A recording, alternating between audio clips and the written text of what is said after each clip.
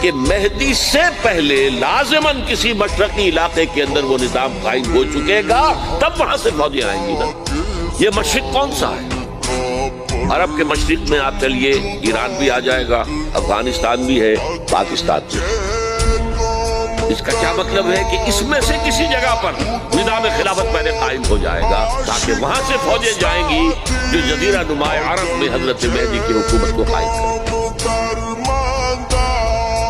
پورا عالم اسلام آزاد ہوا، کہیں نعرہ اسلام کا نہیں لگا، کہیں عرب قومیت پر، کہیں کسی اور عصبیت پر تحریکیں چلی ہیں، صرف تحریک پاکستان تھی کہ پاکستان کا مطلب کیا؟ لا الہ الا اللہ۔ کوئی سبب ہے کہ یہاں قرارداد مقاصد پاس ہوئی، حاکمیت اللہ کی ہے کہ اکبر نام لیتا ہے خدا کا اس زمانے میں۔ یہ سارا ماضی سامنے رکھیے اور حضور کی دی ہوئی پیشن گوئیوں کا مستقبل سامنے رکھیے۔